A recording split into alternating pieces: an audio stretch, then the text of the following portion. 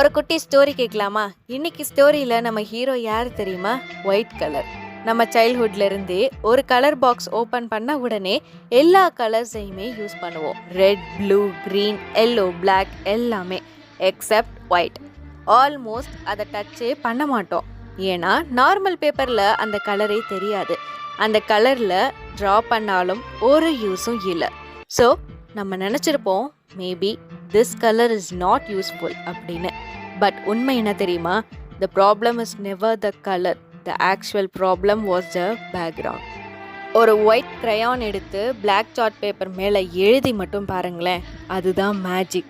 ஒரு லைன் போதும், ஒரே ஒரு ஸ்ட்ரோக் போதும், த ஹோல் பிக்சரே க்ளோ ஆகும். ஒயிட் சார்ட் பேப்பரில் கூட கலர்ஃபுல்லாக இருக்க நம்ம எல்லா கலர்ஸையுமே பயன்படுத்த வேண்டியது வரும்.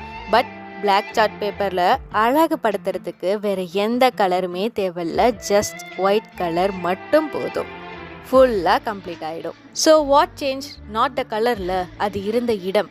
லைஃப்பில் நம்ம கூட அப்படிதாங்க. நம்ம பெஸ்ட்டாக ஒர்க் பண்ணுவோம், சைலண்ட்டாக ட்ரை பண்ணுவோம், பட் யாருமே நம்மளை நோட்டீஸ் பண்ண மாட்டாங்க. அதுக்கு மீனிங் நம்ம கிட்ட இருக்க டேலண்ட் இல்லை, வி ஆர் நாட் கேப்பபிள் அப்படின்னா? No, it is just that we are standing in the wrong background, wrong place, wrong circle, wrong environment. So if you feel invisible right now, இதை ஞாபகம் வச்சுக்கோங்க. உங்கள் space வரும், உங்கள் டைமும் வரும். when that comes, நீங்கள் நினச்சி பார்த்ததை விட you will glow brighter. புரியுதா?